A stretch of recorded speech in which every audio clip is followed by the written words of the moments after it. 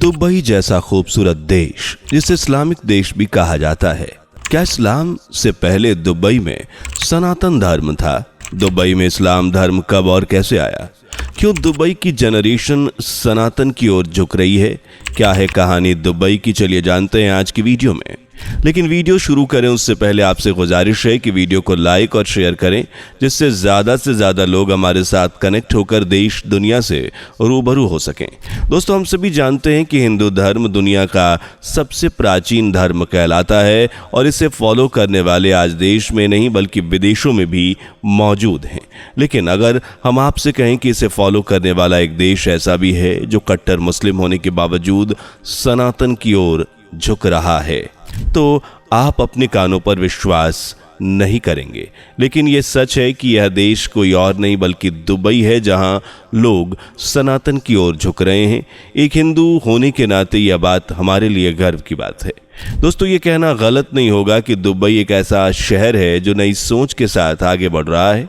उसने इस्लाम की रूढ़िवादी सोच को एक्सेप्ट करने से भी इनकार कर दिया है, क्योंकि आज की पीढ़ी जानती है क्या सही है क्या गलत। इसलिए आज दुबई की नई जनरेशन हर उस बात को एक्सेप्ट कर रही है जो उसे ठीक लग रहा है, फिर चाहे वह योग हो या फिर ध्यान।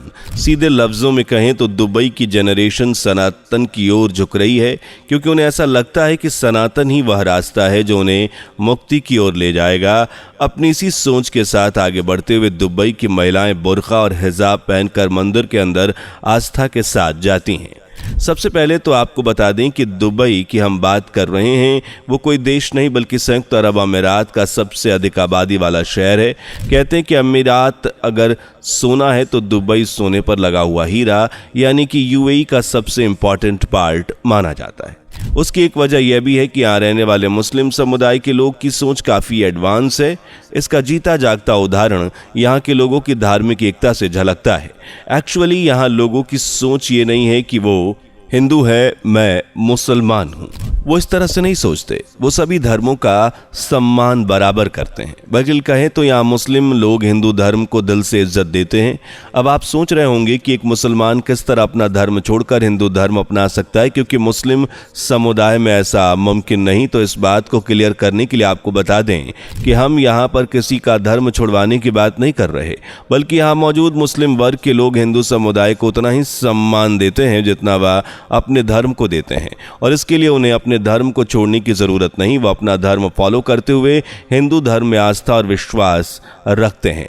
यहाँ के लोग हिंदू धर्म के प्रति आस्था को देखकर कई मंदिर बनवाए गए, जो साफ तौर पर यही जाहिर करते हैं कि यहाँ पर हिंदू धर्म का भी पूरा सम्मान किया जा रहा है। यहाँ का समाज हिंदू धर्म को भी स्वीकार कर चुका है। इसलिए हिंदुओं के हर पावन त्यौहार को दुबई में मुस्लिम लोग रम कर मनाते हैं, फिर वह दिवाली हो या फिर जन्माष्टमी। हर त्यौहार को ठीक उसी तरह मनाया जाता है जैसे वह अपनी ईद को सेलिब्रेट करते हैं। इतना ही नहीं, ये लोग जिस तरह कलमे की इबादत करते हैं ठीक उसी तरह हरे कृष्णा हरे रामा का जाप भी करते हैं।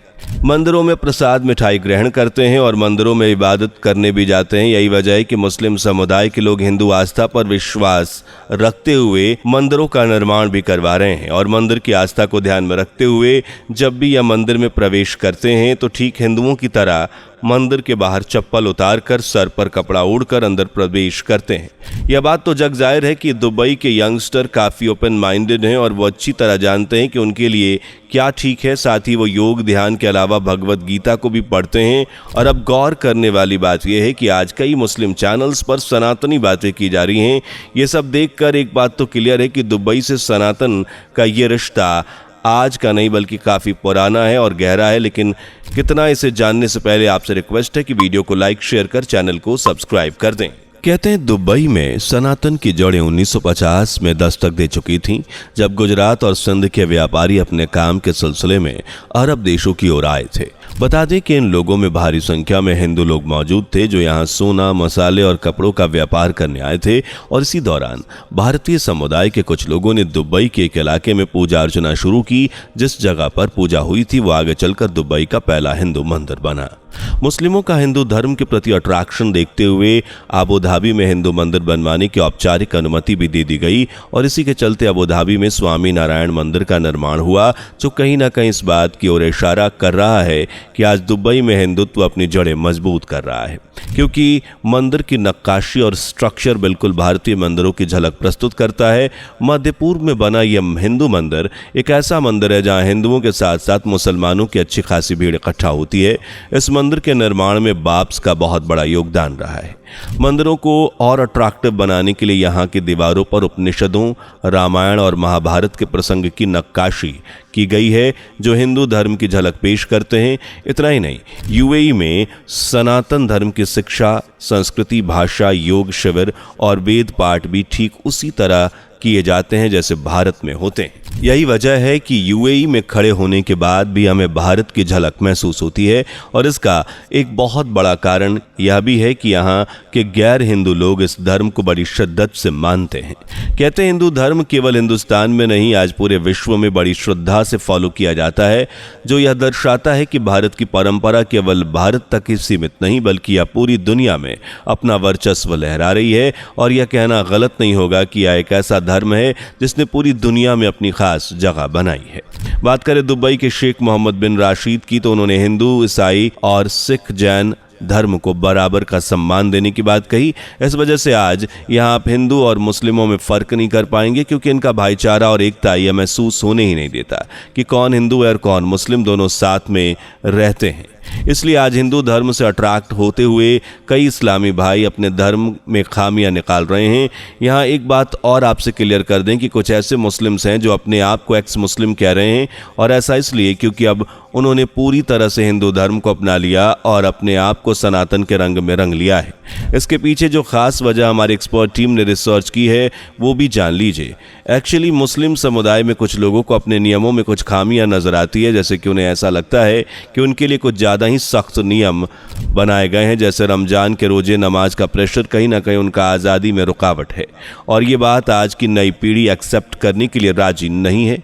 उन्हें ऐसा लगता है कि इन बंदिशों के चलते वो अपनी मर्जी से नहीं जी सकते। इसलिए मुस्लिम समुदाय की युवा पीढ़ी आज योग और ज्ञान का सहारा ले रही है, क्योंकि उनका मानना है कि योग करने से आंतरिक शांति का अनुभव होता है। और इतना ही नहीं, वहाँ वह अपनी मर्जी से कोई भी फैसला ले सकते हैं, जो कि इस्लाम में नहीं है।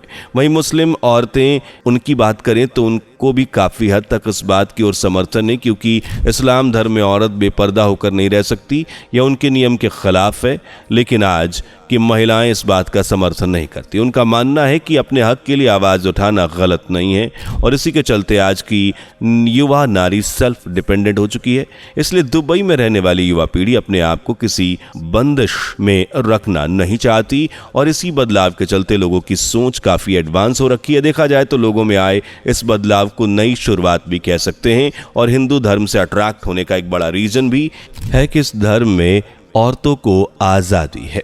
खैर, तो ये बात रही युवा पीढ़ी की और दुबई में प्रेजेंट माहौल की, लेकिन इस्लाम ने शहर में दस्तक कब दी, यह सवाल कभी ना कभी चर्चा का विषय तो बनता है। तो इसलिए इस बात को जानने के लिए थोड़ा बैक में चलते हैं और इसके इतिहास पर नजर डालते हैं। कहते हैं दुबई में इस्लाम की शुरुआत 7वीं सदी में मक्का मदीना से हुई, जो आज सऊदी अरब में है। कहते हैं कि यहाँ से इस्लाम ने तेजी से अपना प्रचार प्रसार करना शुरू किया, और उसके बाद धीरे धीरे यहाँ मौजूद लोगों ने इस्लाम धर्म कबूल कर अपने आप को मुसलमान बना लिया, और बाद में यूएई ने अपने संविधान में इस्लाम को राजधर्म का दर्जा दे दिया।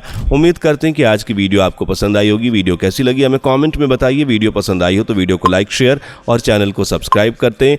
Thanks for watching, bye bye and take care.